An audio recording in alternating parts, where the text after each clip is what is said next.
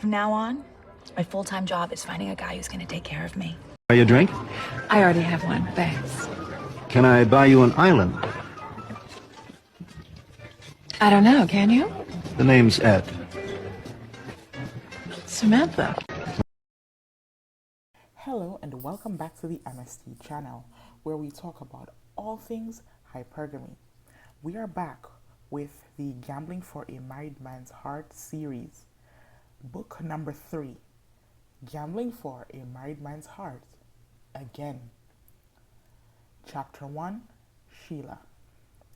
Fresh off the plane from Houston, I went to the St. Regis Hotel, which is where I'll be staying for a week or so. I needed to come back to my roots after enduring a horrible breakup with my ex.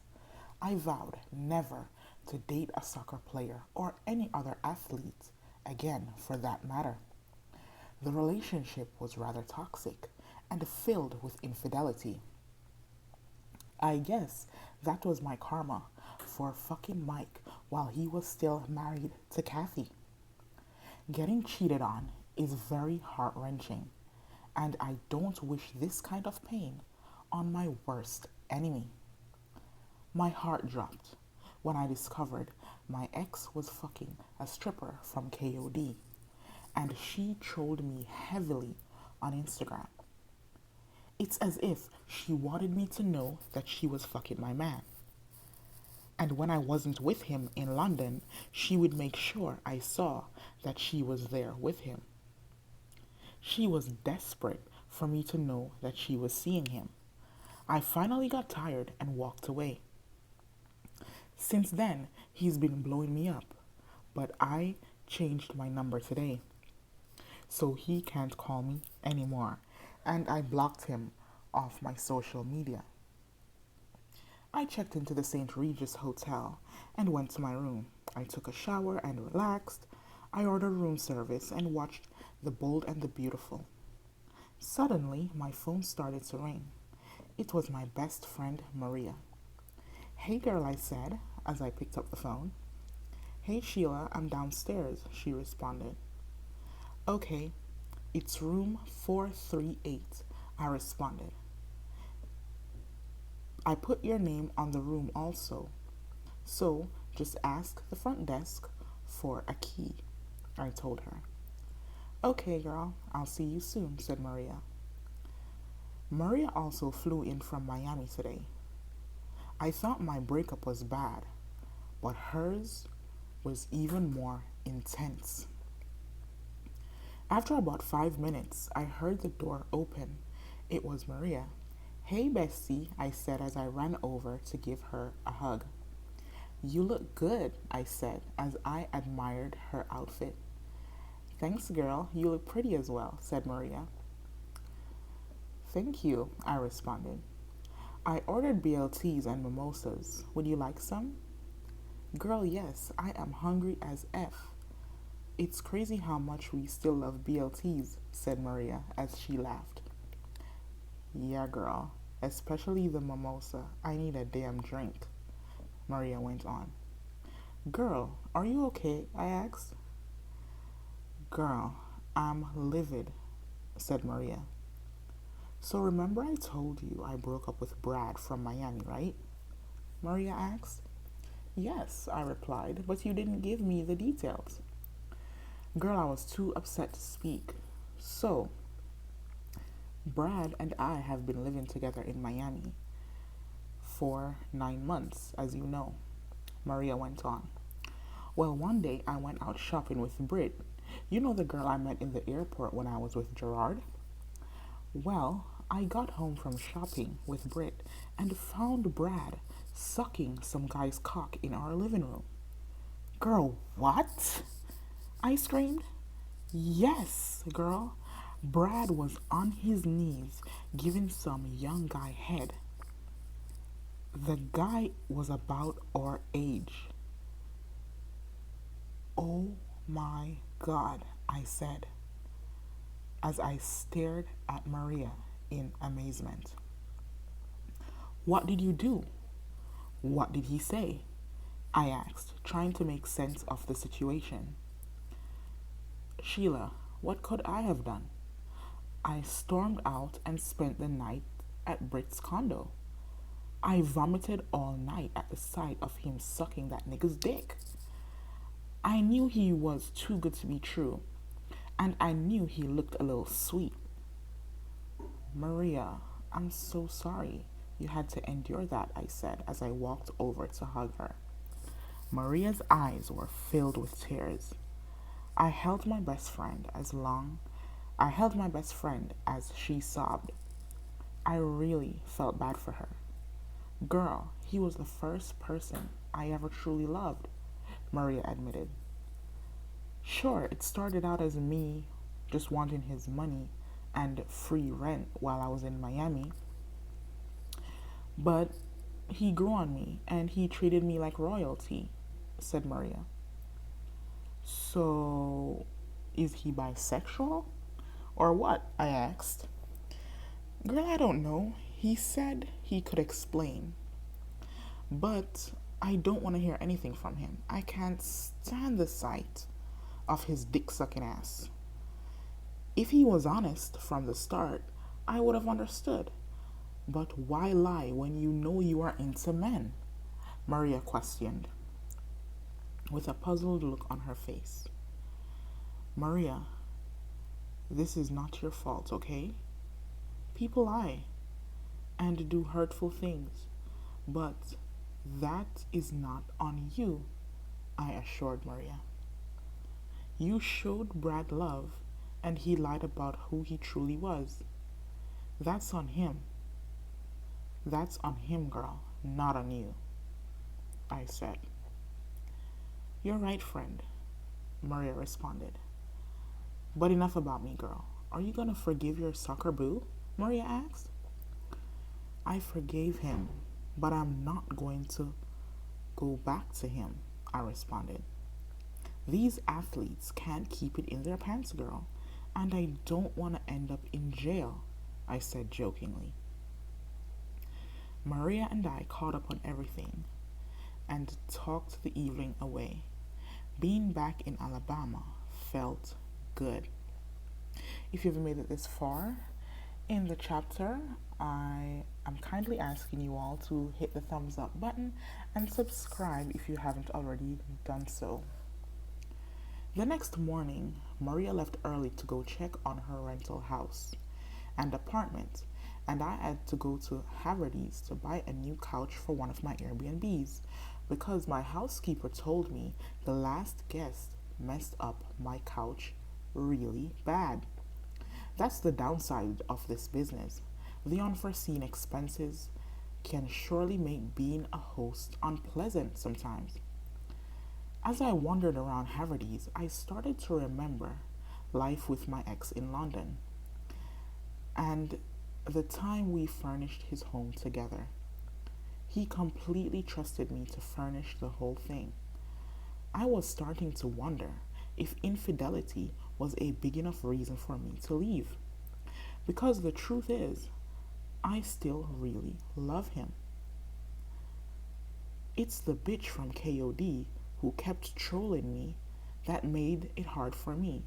But to be honest, no bitch should have the power to run me off from my man. As I stared at a chocolate brown leather sofa, I began to think about calling my ex back.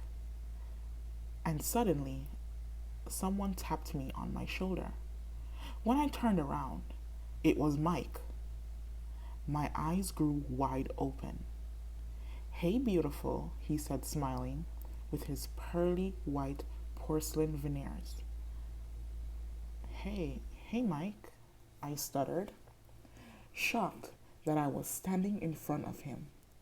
He stepped closer and embraced me. And oh my gosh, he smelled so good. And his arms were as strong and sexy as I remembered. My pussy instantly got wet. After hugging him, he said, "Wow, you look so beautiful, Sheila." "Thank you," I said, smiling. "You look great as well," I complimented. And believe me, I wasn't lying. So, shopping for new furniture, huh? He asked. Yes, I am, I responded. I haven't seen you since the hospital, and I went to both your apartments and learned that they are both now Airbnbs. Are you even still living in Alabama?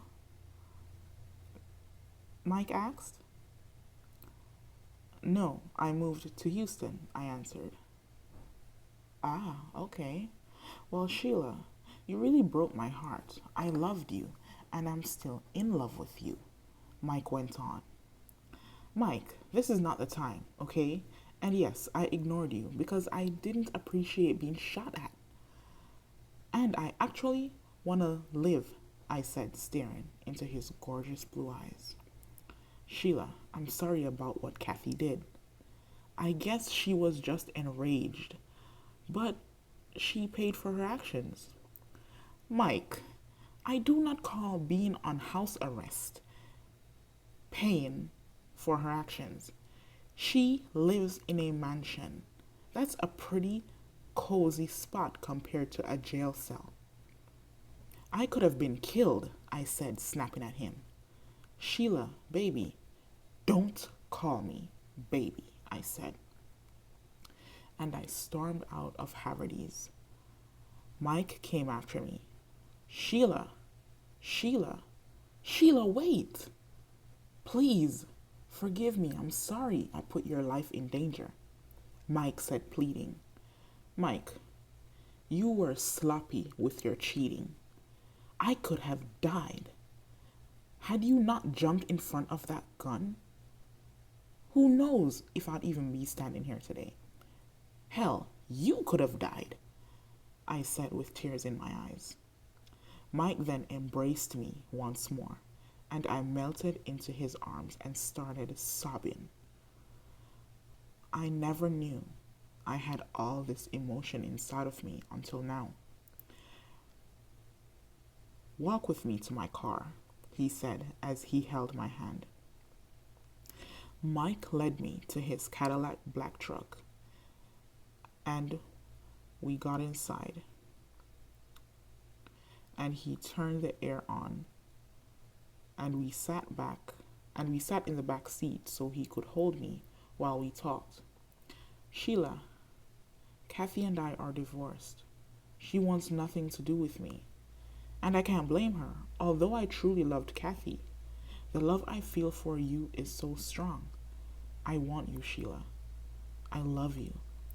As Mike spoke those words, I stared into his eyes. There was just something about this man I couldn't shake. Being back in Alabama felt so good, but being in Mike's arms felt better. After all, I wouldn't be breaking any rules because he's divorced. Wow, so much to think about. My ex, Mike. Should I officially move back to Alabama? Like I said, a lot to think about. And there you have it. That's the end of chapter 1. I will now read a sneak peek of chapter 2. Chapter 2 sneak peek, Kathy. I am officially off house arrest.